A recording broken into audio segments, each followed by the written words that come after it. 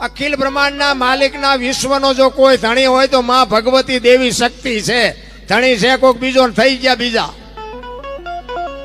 પણ માયુનું સમર્પણ છે, માનો ત્યાગ છે. એટલે કીધું ભલે ને બિચારા રાજી થતા, ઈ ધણી થાય તો એમાં શું ફેર પડે. સમર્પણ કરી દીધું બાપુ દીકરીએ. તમે જો 9 મહિના ઉદરમાં માં રાખે, એનો જન્મ માં આપે, એનું લાલન પાલન માં કરે, આપણો ઉછેર માં કરે, ખાતા બેહતા બોલતા ખાતા પીતા બધું માં શીખવે, અને નામ વાય બાપાનું લાગે. લ્યો ખોટું નથી ને કે માનું સમર્પણ છે એટલું બાપનું નથી, આખી દુનિયાને ખબર છે. પણ માએ બાપુ કહી દીધું કે એની વાયના બાપાનું રાખો, માર નથી જોતું. કે કેમ? ઈ કે આ કદાચ દારૂની કોથળી તોડીને ઊંધો પીડ્યો હોય, ધોળીમાં માછું ઘાલીને કોક એમ કે કોનો છે ફલાણી માનો છે, મારા ખોળી આમ જીવ નહીં રહે, એના વાયના બાપાનું રાખો. ઈ કે આ સમર્પણ છે માનું. અને હારા છે ને હારા એની વાયા માનું લાગે. તમને ન ખબર હોય તો કહું, હનુમાનજી કોનો? અંજનીનો. કર્ણ કોનો? કુંતીનો. ભીષ્મ કોનો? ગંગાનો. શિવાજી કોનો? જીજાબાઈનો. ગાંધીજી કોનો? પુતળીબાઈનો. હારા હારા માના, બગડેલા બાપાના. માં જો ને, માં બધે ઉપર બેઠી. ધજામ જાઓ, આરાસુર જાઓ, પાવાગઢ જાઓ, ચોટીલા જાઓ, બધે માં ઉપર બેઠી. શું કામ? મારા સંતાનની નજર રહે એટલે. બાપા બધા ભોંયરામાં છે, તંબકેશ્વર ને રફાળેશ્વર ને ભોંયરેશ્વર ને રિયા સલમુ દાબે. માન બાપમાં બાપુ ધરતી ને આસમાન જેટલો ફરક છે. માં છે એ માં છે. ભલા મોઢે બોલું માં, હાથે નાનપણ સાંભળે. એ મલક બધાની મજા પછી કડવી લાગે કાગડા. હું તો એમ કહું કે માં જો જીવતી હોય ને, હાંજનું ટાણું હોય ને માં બેઠી હોય ને, કોક દી ખોળામાં માછું નાખી અને માને પૂછજો કે માં મારો જન્મ થયો તેથી તને વેદના કેવી હતી. કોક દી માને પૂછજો તો તમને ખબર પડે કે માની મમતા શું હોઈ શકે. અત્યારની પરજાહારી તમને ન ખબર પડે, તમને ન ખબર પડે, એમ જ કરે. બોલો એટલે નહોતી ખબર એટલે 100 વીઘા રાખી હતી, તું 10 વીઘાના ઉલાળિયા મીડ્યો કરવા. અરે માન બાપે બાપુ દેહના કોથળા કરી નાખ્યા. કોથળા આપણા હાટું, એક દીકરા હાટું. મા બાપ તમે જોવો તો ખરા, પાણા એટલા દેવ કરે, અને એમાં ભગવાન દીકરો આપે. કેટલો માને બાપને હરખ હોય. અમારો દીકરો મોટો થશે, હારા ઠેકાણે અમે પરણાવશું, એને ભણાવશું ને નોકરી કરશે ને આ કરશે ને આ કરશે. અને ઓલા માતાજી આવે ને ત્યાં મા ને બાપ ને બેન આશ્રમ ભેગા કરે. બોલો એટલે એમાં નકરી દીકરીનો વાંક નથી હોતો, એ તમને કહી દઉં. કારણ કે દીકરી આવે ને પછી આના લખણ જ પછી બહાર આવે. અને નામ આવે વહુનું, કે વહુ આવી ને વહુએ માવતરને કાઢ્યું. ના, એવું નકરું એવું નથી. આ તો વહુનું નામ આવે ને, ઓલા ભાઈ હારે હારા રે. એટલે એ વહુ આવ્યા પછી મા બાપ કોઈને ગમતા જ નથી. આટલું ભણતર વધ્યા પછી આપણા ગયઢા હાવા પણ હતા, પણ કોઈ દી કોઈએ મા બાપ ને બાપુ આશ્રમમાં મૂકવા ન ગયા. તો હું એમ કહેવા માંગુ છું કે આટલું બધું ભણતર ને આટલું બધું એજ્યુકેટર માણસો થઈ ગયા, અને મા બાપનો જો હિસાબ ન હોય તો આમાં ભણતરને શું કરવાનું? નકરા ભણતરની જરૂર નથી બાપુ, ગણતરની જરૂર છે. એટલા જ માટે બાપુ અખિલ બ્રહ્માંડના માલિકને આ મહાપુરુષોએ ભગાડ્યો છે. જલાની ઝૂંપડી આવ્યો ને તેથી અખિલ બ્રહ્માંડના માલિકને એમ કહે છે કે પધારો, જય માતાજી. એટલે આ સરદારજી તો આ તો અમારા જાણે તો અત્યારે મેં તો જોયા. આ સરદારજી હમણાં પાવાગઢ સુધી લઈ ગયા હતા. આ પણ ચારે કેવો કલર કરે એનું કઈ નક્કી જ નહીં. હો ભાઈ, ભાઈડો માણા બળદ મળદ ભાડ્યો છે. એને એકવાર જોરદાર તાલીઓ બતાવી લે. મને તો એમ કે આ કોઈ પંજાબ માંથી ખટારો લઈને આવ્યા છે, ભજન સાંભળવા આવ્યા છે. અમને બહુ મજા કરાવી. મારા અનિલભાઈ હતા, ભાઈ હતા, પછી રાજુભાઈ હતા. અમે બહુ, મને કાંઈ અજાણ્યા જેવું લાગ્યું જ નહીં. અમે પાવાગઢ સુધી ગયા, ત્યાંથી પાછા આવ્યા, મારા ઘરે આવ્યા ને મને મૂકીને આવ્યા. મને તો એમ થયું અમે 2 કલાક ભેગા રહ્યા એવું લાગ્યું. આખો દિન અડધી રાત સુધી ભેગા હતા. બહુ મજા કરી. એટલે પછી જ મને એમ થયું, મેં કહ્યું નકા પાલીતાણા મેં કહું અજાણ્યું પડે, પણ આ 4-5 ચહેરા જાણેતા હતા ને, મેં કહું હવે પાલીતાણા મેં કહું અજાણ્યું નહીં પડે. નકર તો કોઈ અમારું જાણીતું જ નહોતું. પણ કહેવાનો મારો મિનિંગ શું છે કે ભજન વસ્તુ જ એવી છે બાપુ, ગમે એને ભેળવી દે એનું નામ ભજન કહેવાય. ભજન છે ને, ભજન ગમે એને ભેળવી દે એને ભજન કહેવાય. અને ભજન સમજવા માટે સદગુરુ એટલા માટે જોઈએ. સદગુરુની જરૂર શું કામ પડે? હું તમને એનો એક દાખલો આપું કે ભોળાનાથનો દીકરો ગણપતિ અને ગણપતિનું માથું કે ભોળાનાથે કાપ્યું અને હાથીનું લગાડ્યું.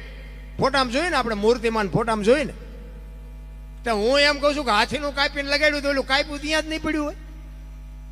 હાથીનું શું કામ લગાડ્યું છે? લગાડ્યું છે હાથીનું 100% પરફેક્ટ હોય, 100% સાચી વાત છે, હાથીનું જ લગાડ્યું. પણ હું કહેવા એ માંગુ છું કે ભોળોનાથ હાથીનું કાપીને જો ચોડી શકે તો એલું કાપ્યુંથી ન ચોડી શકે. તમને કેમ લાગે? અને આ સમજવા માટે સદગુરુ જોવે, આ એમનામ ન સમજાય. આ કોઈ નિહાળમાં ભણાવતું નથી. એક વાણી એવું કહે છે, પેલા મેં જન્મા પછી જન્મા બડા ભાઈ. જો વાત ઉપર ધ્યાન આપજો, અમુક વાતો તમને 5 લાખ ખર્ચીને કલાકાર લાવશો નહીં જડે. પેલા મેં જન્મા પછી જન્મા બડા ભાઈ. થામતું કોઈ એનો કીધું દરબારના શરણે, ભરવાડના શરણે, કોળીના શરણે, કોઈ એનો કીધું સદગુરુના ચરણે. અને સદગુરુ બાપુ એવા મળે, કચ્છનો બારવટીયો કાળો નાગ કહેવાય ભલામણા. હે સતી તોરલ મળે, આ કાંઠે બારવટીયો હોય ને હામા કાંઠે બાપુ આ દુનિયામાં સંત બનાવી દે. ઈ સદગુરુ અંધકારમાંથી પ્રકાશમાં લઈ જાય. ગુ છે અંધકાર છે ને રૂ છે પ્રકાશ છે. અંધકારમાંથી પ્રકાશમાં લઈ જાય એને ગુરુ કહેવાય. એક ગુરુ ને શિષ્ય બે આમ હાલ્યા જતા હતા ને, એમાં ખેતરના છેડે દી આથમવાનો ટાઈમ, અને કે મારે સંધ્યા પૂજા કરવાનો ટાઈમ થઈ ગયો. એના ચેલાને કે બે જા અહીં આસન જમાવીને ભગવાનનું ભજન કરીને પછી આગળ જવાનું. ઓલો ચેલો કે બાપુ આ હાવજની ડણકું સંભળાય છે, આવશે ને તો ખાઈ જાય બે ને, હાલો કે થોડાક આગળ. કે ના, મારા ગુરુનો આદેશ છે, હવે અહીંથી આગળ એક ડગલું ન હલાય. જમાયું, અહીંયા આસન જમાયું બાપુએ. બાપુ જમાવ્યા પછી તો છોકરાને જમાવવું પડે ચેલાને. બે આસન જમાયા. બાપુને તુહી તાર લાગી ગયો. ઓલા ચેલાને ઘડીએ ઘડી આંખ ઉગડી જાય, કંઈક થાય છે જ નહીં ને, કે સિંહ આવશે જ નહીં ને, આવશે જ નહીં ને. અને આવા જડકટા બોલે ને એટલે થાય તે.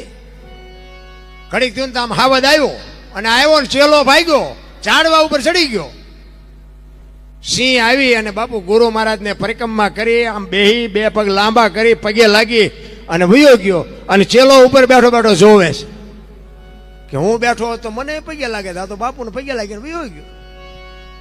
ઘડીક થયું ને હેઠો ઉતરીને એ આવીને બેસી ગયો. અને પાછું બે જણાએ ઘડીક ભજન કર્યું. પછી બાપુ જઈ ગયા, બધું ભેગું કરીને કે હાલો હવે હાલો. એ કે આમાંથી કંઈક લઈ લે. ચેલાને કહે છે એના ગુરુ, આ કમડળ ને જોડી ને ચીપીઓ આમાંથી કંઈક તો લે. એ કે બાપુ ચીપીઓ લાવો.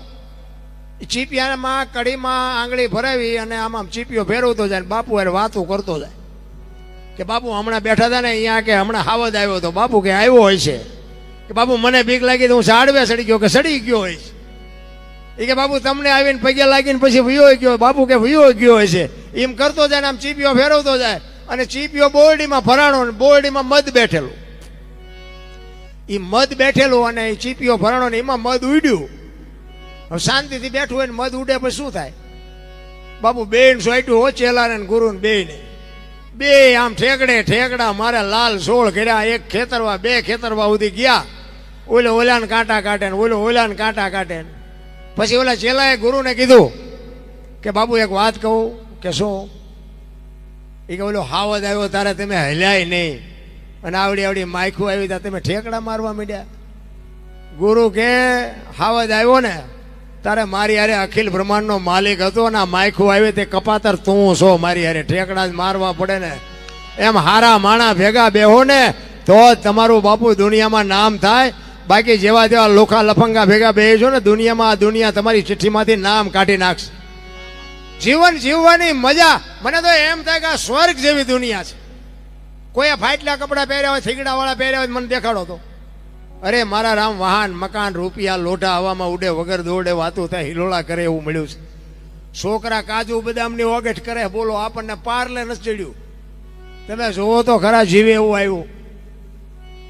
અત્યારે આમ તમે જોવો તો 20 જોડી કપડા હોય, પણ અત્યારે ફાટલા પહેરવાનું ચાલુ થયું. ઓલા જીન્સમાં તમારે ગમે એમ હોય, અમારે તો માથા વ્યાજા એવડા ફાંકા વાળા પહેરે ને પાછા એને બધા હારા વાળા કે. એટલે આવો સમય આવશે તો ખબર નહોતી ને, કે અમે હાસવીને રાખત તો અત્યારે અમે તમારા હારે પહેરત. આવા જ અમે પહેરતા હતા. અરે શું ભલામણા સમય આવ્યો છે. સ્વર્ગ જેવી દુનિયા છે મારા રામ, કાંઈ ઘટતું નથી. આમાં જો જીવતાનું આવડે સમજી લેજો કે આંટો થયો છે. એટલા જ માટે બાપુ મહાપુરુષો કહે છે, જેટલા મહાપુરુષોના જ આપણે તમે વિચાર કરો કે જે કરવાવાળા ભજન કરી ગયા એના ભજનથી આપણે આ મજા લૂંટીએ છીએ, જેને કર્યું હોય છે એને કઈ મજા લૂંટીએ છીએ? આંકડા તો કાઢો ભલામણા. હે, એક કચ્છનો બારવટીયો, આ કાંઠે બારવટીયો સતી તોરલને લઈ અને મધ્ય દરિયામાં ભૂગ્યા, પવને દિશા બદલાવીને ખોડા જેવડા જેવડા મોભા મીંડ્યા ઉલળવા, તેથી કચ્છનો કાળો નાગ મીડ્યો ધ્રુજવા ભલામણ. તોરલ તોરલ હમણાં બુડી જાણ, હોડી બુડીને મરી જાઉં. ત્યારે તોરલ કહે છે, જાડેજા હું તમારી હારે શું ગભરાવમાં, અલગ ધણી હમણાં ફુગાડી દે છે. કેટલો બાપુ એની પાસે ભજનનો પાવર હશે. એક કાન બે કટકા કરતો હોય, લોહીના ફુવારા ઉડે, ઈ માણા રોવા મંડે. મોત તો બાપુ અઘરું છે. તમને અને મને જીવન મળ્યું છે. આ મને અહીંયા અમે પાવાગઢ ગયા, બાપુ વાત કરતા હતા ઈ કે ડુંગરની ફરતા 65,000 થી વધુ માણસોને બાપુ રોજી રોટી મળે છે. ધન્યવાદ કહેવાય ને. મને એમ થાય એક વ્યક્તિ બાપુ જો આટલું કરી શકે તો આપણે બાપુ એક આપણા ઘર પાસે બે કોઈક માગણ આવે, કોઈ અભિયાગત આવે ને બે ને તો આપણે રોટલો દઈએ કે ન દઈએ કે? હે, બે પારેવાને બે મુઠ્ઠી દાણા તો નાખીએ કે ન નાખીએ કે? 65,000 થી વધુ એટલા કુટુંબ પરિવાર, પછી જે નાનો મોટો ધંધો કરતા હોય, પણ બધાની બાપુ જો આ રોજી રોટી હાલતી હોય તો આદિનાથ બાપાની કૃપા કેવડી કહેવાય. તમે જોવો તો ખરા. એક પૂર્વ જન્મની વાત કરી હતી કે એક બળદને મોઢે કપડું બંધાવી અને એક ખાલી 4 ઘડી એમને રખાયું, અને એટલા માટે બાપુ આવતા જન્મમાં એમને 400